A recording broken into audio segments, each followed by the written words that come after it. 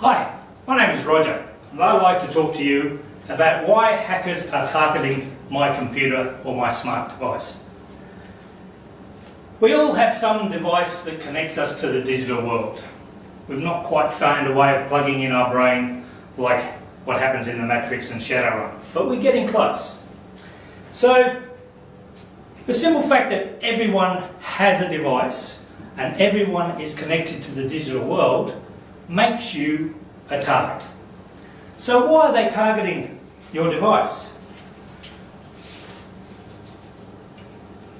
Well, in one case, they're after your money.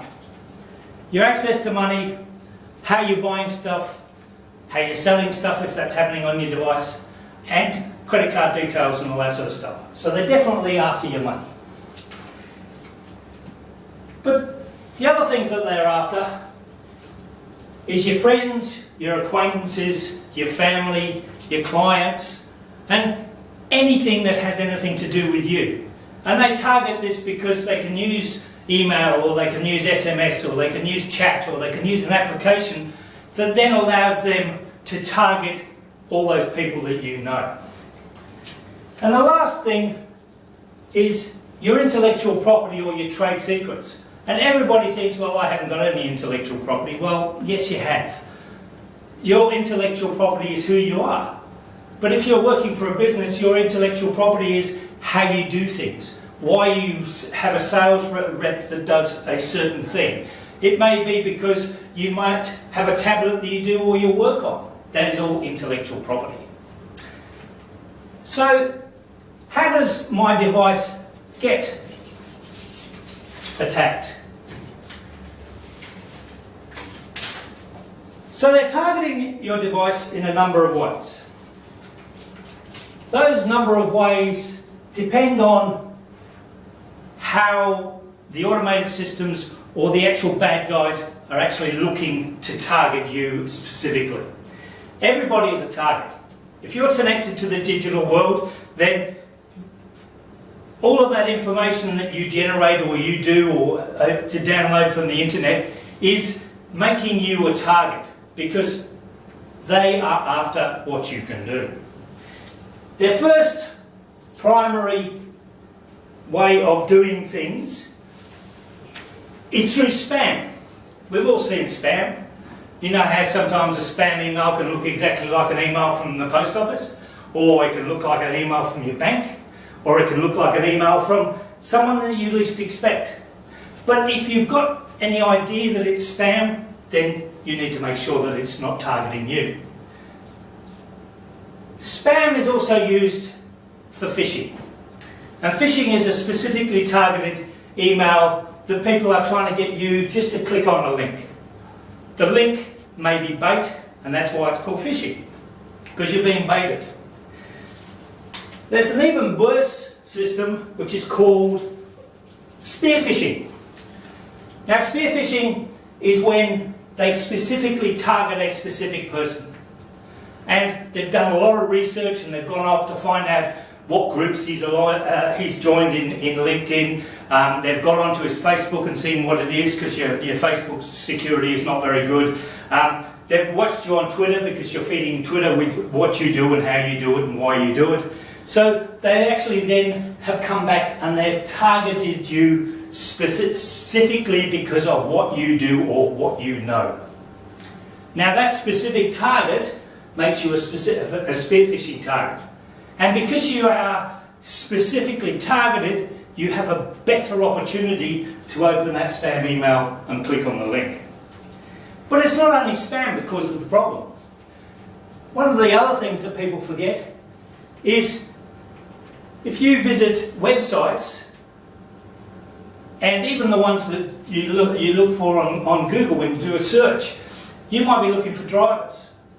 And the first two are will be driver.com/HP drivers or softwarehp.com. And then the third one may be hp.com. Now, if you're looking for specific drivers for a specific device, the first one that people automatically go to is the top one, the organic one. Now, the bad guys have done a hell of a lot of work to make sure that their product or their spyware component will be on that top list. So you'll download that, click on it, find out it's not a driver, and then forget about it. And for all you know, you may have downloaded malware, you may have downloaded spyware, or in some cases, you may be put up for ransom. Now, all of these things rely on malicious code. And malicious code is actually what makes the whole system work. Malicious code is produced and it's made what we call viruses, trojans, worms, and spyware and cryptoware. It is all designed to do specific things. Those specific things are to make sure that they can access your smart device. And once they've got access to your smart device, it is no longer your smart device. So once we know that they are out there targeting your device. So how do you stop them from doing that? Well, to stop them targeting your device, you need to make sure you have a number of things in place. Those things are, you have some sort of antivirus. Now, most of us do not understand that malicious malware or malware and malicious code is a virus of some sort. So your best and first line of defence is to make sure you've got an antivirus and you keep it up to date. And this is for everything that you use. If you've got a Windows laptop, you've got antivirus. If you've got an Apple Mac, you've got some level of antivirus. Because they're not only targeting the operating system that you're using, they're targeting things like Java, and they're targeting things like Adobe. If you've got a personal firewall on your device, make sure you use it. Because if you don't use it, then when the bad guys get in, one of the reasons they got in is because you went to a website and didn't have the personal firewall on. The next thing to do is make sure you back up. The number of times that we've been called into somewhere and they've got a laptop that is now broken and they haven't backed up since they've ever had it. And it had everything about their life. It had all their photos, had all their contacts, had all their email. But there was no backup you could go back to.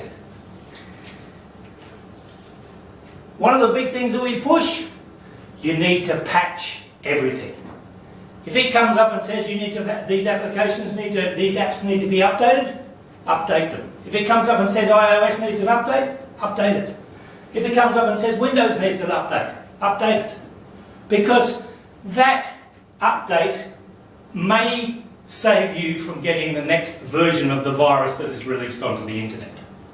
And they are released. They are like letting butterflies go in the normal world. They go everywhere. And it's an automated system, so it doesn't matter whether you think you have, you don't want to update your stuff because you can't be bothered. The bad guys also know this, and they go out of their way to make sure that their automated systems out on the internet can target your information.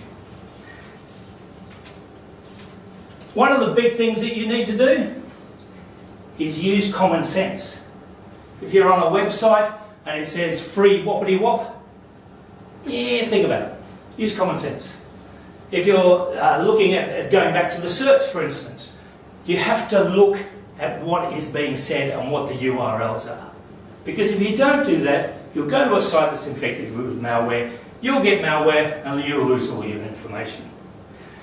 And the last thing that you really need to do is be paranoid. Now, paranoia in the digital world is not like paranoia in the normal world. Everybody in the normal world is not after you. They're not after steal your tricks and secrets. They're not going out of their way to make sure that what that information that you want is there for you. But what they are after is the digital world. Everybody is after everybody. And if you're paranoid about what you do, then you've got a good chance that you will make sure that nothing gets through your system. And as long as you've got all these other things in place, then by being paranoid, you're just adding that extra layer of protection. So thank you very much for why hackers are targeting my device and my laptop. If you have any questions, please see the slide at the end of this presentation with all our contact details. Thank you very much.